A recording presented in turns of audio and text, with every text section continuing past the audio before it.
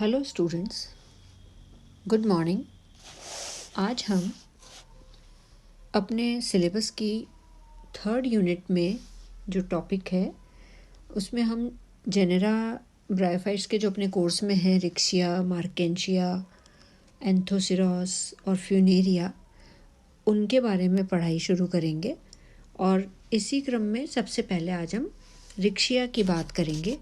रिक्शिया जो ब्रायोफाइट है वो हिपैटिक ऑप्सीडा क्लास का मेंबर है। अगर हम इसके सिस्टमेटिक पोजीशन की बात करें तो ये इस तरीके से हो जाती है कि डिवीज़न इसका ब्रायोफाइटा, क्लास हिपैटिक ऑप्सीडा, ऑर्डर मार्केंशियल्स है, फैमिली रिक्शिएसी और जीनस जो है वो रिक्शिया और स्पीशीज़ इसकी डिस्कलर या और भी बहुत सारी स्पीशीज़ हैं, उसमें से हमने एक एग्जाम्पल डिस्कलर का लिया है। तो रिक्शिया जो है वो बेसिकली हिपैटिक ऑप्सीडा का मेंबर है और ब्रायोफाइट की जो क्लास हिपैटिक ऑप्सीडा है वो एक वर्ड से डिराइव हुई है जिसको हम हिपैटिका कहते हैं। हिपैटिका का मतलब होता है लिवर। और जो अपने प्राचीन काल में ये माना जाता था कि ये जो प्लांट्स हैं, जो लिवर वर्ड्स हैं, ये लिवर फंक्शन को, जो लिवर के डिसऑर्डर्स हैं, अपना हमारे जो बॉडी में लिवर है एक बॉडी पार्ट, उसमें जो खराबी आ जाती है उसको ये प्लांट्स ठीक कर देते थे। इसलिए इस क्लास के जो मेंबर्स हैं उनको they are commonly known as liver words और हिपैटिक्स। तो ये जो बहुत इम्पॉर्टेंट क्लास है ये, और इसमें करीब 280 जीनस पाए जाते हैं। उसमें से एक रिक्शिया के बारे में हम आज पढ़ेंगे। तो रिक्शिया जो है वो हिपैटिक ऑप्सीडा की का जो ऑर्डर है मार्केंशियल्स, और मार्केंशियल्स में 6 फैमिलीज हैं, उसमें से एक फैमिली है रिक्शिएसी और रिक्शिएसी का ये मेंबर है। जो रिक्शिया प्लांट है उसका नाम एक फेमस पॉलिटिकल लीडर थे, उनके नाम पे पड़ा है, पीएफ रिक्सी। उनके नाम से ये, उनके सम्मान में, उनके ऑनर में इसका नाम हमने रिक्शिया रखा था। और ये वर्ल्ड वाइड है, इसका डिस्ट्रीब्यूशन हमेशा सब जगह पाया जाता है। और इसकी लगभग 135 स्पीशीज़ हैं जो कि ज़्यादातर जो सदर्न हेमिस्फीयर है, जो अपना दक्षिणी गोलार्ध है, उसमें पाई जाती हैं। और इंडिया में रिक्शिया की जो जातियाँ पाई जाती हैं, जो स्पीशीज़ पाई जाती हैं, वो करीब 32 स्पीशीज़ पाई जाती हैं। उसमें से राजस्थान में भी हैं 14 स्पीशीज़ रिक्शिया की राजस्थान में पाई जाती हैं। जो मेन इसकी स्पीशीज़ हैं वो हैं रिक्शिया डिस्कलर, रिक्शिया बिलार्डियराई, रिक्शिया गाइगेंटिका और रिक्शिया क्रिस्टलिना, रिक्शिया प्लेना। ये इस तरीके की इसकी कुछ स्पीशीज़ हैं जो पाई जाती हैं।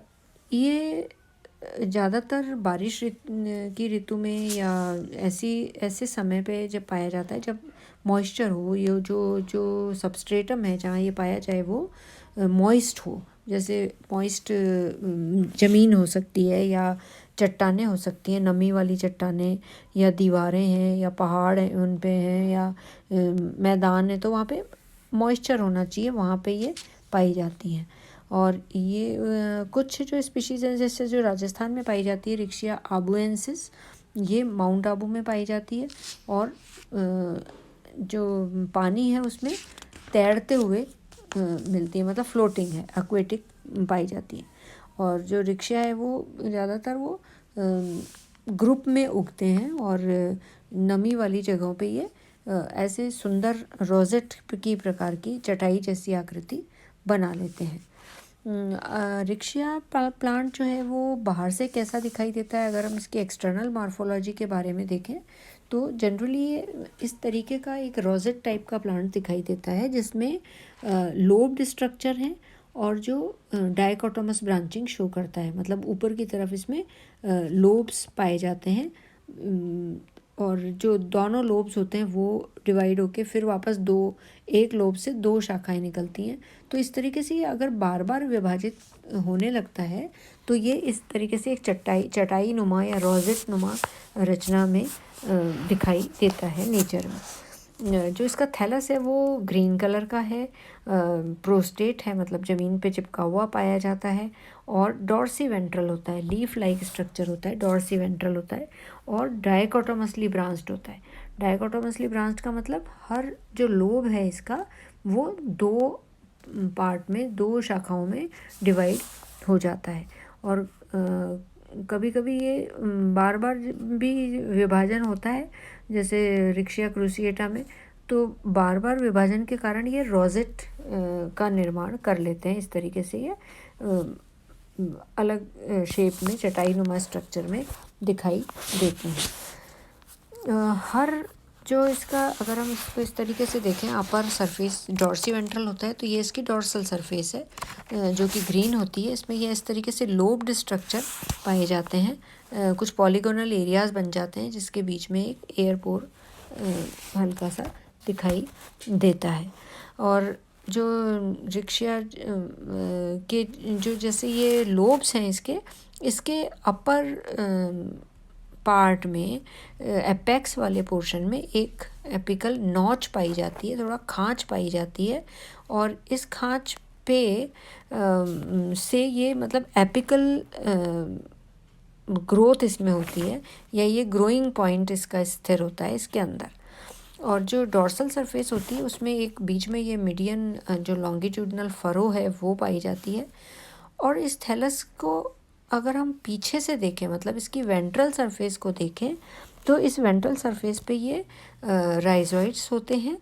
बीच में जो मिडरिब होती है इसकी दोनों तरफ, उसके तरफ लगे हुए राइजोइड्स होते हैं, और कुछ राइजोइड्स के साथ में इसमें कुछ स्केल्स भी पाए जाते हैं, मतलब थोड़े कठोर वाले स्केल्स भी होते हैं।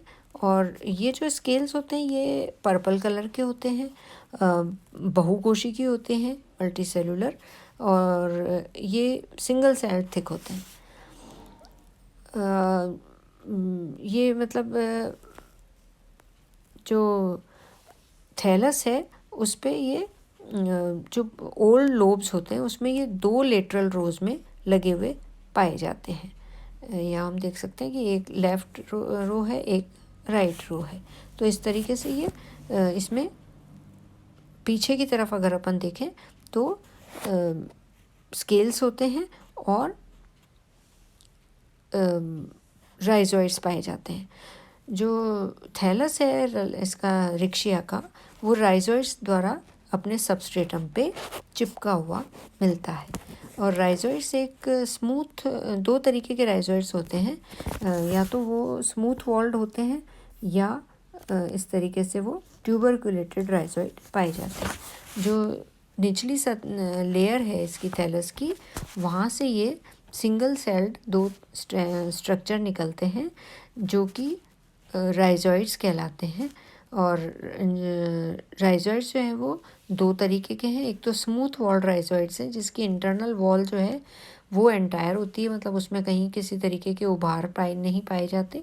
और दूसरे वाले राइजोइड्स जो होते हैं वो ट्यूबरकुलेटेड राइजोइड्स होते हैं, जिसकी अंदर वाली जो दीवार होती है उस पर कुछ ऐसे खूंटी नुमा या पैग लाइक जो उभार हैं वो पाए जाते हैं। तो ये हुई रिक्शिया एक्सटर्नल मॉर्फोलॉजी की बात, कि रिक्शिया का जो थैलस है वो डॉर्सी वेंट्रल होता है, और जो स्ट्रक्चर है इसमें लीफ लाइक स्ट्रक्चर में पाया जाता है। एक डॉर्सल सरफेस है, एक वेंट्रल सरफेस है। तो डॉर्सल सरफेस पे मिडरिब पाई जाती है, और इसमें ऊपर एपिकल नॉच पाई जाती है, खांचनुमा रचना पाई जाती है, जो इसके ग्रोइंग पॉइंट होते हैं वहाँ से ये थैलस हमेशा वृद्धि करता है, ग्रोथ करता है। और वेंट्रल सरफेस जो होती है उसमें मिडरिब के दोनों तरफ राइजोइड्स और स्केल्स पाए जाते हैं। जो सेंटर में जो मिडरिब है उसके बिल्कुल पास में तो राइजोइड्स होते हैं, और बाहर की तरफ मल्टी सेलुलर छोटे से आकार के स्केल्स लगे हुए होते हैं जो बैंगनी कलर के होते हैं। और राइजोइड्स जो है वो रिक्शा में दो तरीके के होते हैं। एक होते हैं स्मूथ वॉल्ड राइजोइड्स और दूसरे होते हैं ट्यूबरकुलेटेड राइजोइड्स। स्मूथ वॉल राइजोइड्स में आप ये देख रहे हैं कि जो अंदर वाली जो लेयर है इसकी वो बिल्कुल स्मूथ है, बिल्कुल एंटायर है, जबकि जो ट्यूबरकुलेटेड राइजोइड्स हैं इसमें जो इंटरनल लेयर है राइजोइड की उसमें कुछ उभार नुमा रचनाएं मिल जाती हैं, पैग लाइक, खूंटी लाइक रचनाएं। इसकी वजह से ये अंदर की सरफेस जो है वो ट्यूबरकुलेटेड हो जाती है। तो ये दूसरे तरीके के राइजोइड्स यहाँ पे पाए जाते हैं। तो ये हुई एक्सटर्नल मॉर्फोलॉजी की बात, और अब हम इंटरनल मॉर्फोलॉजी, इसकी जो इंटरनल स्ट्रक्चर है उसके बारे में अपनी अगली क्लास में पढ़ेंगे। Thank you very much, thank you for listening.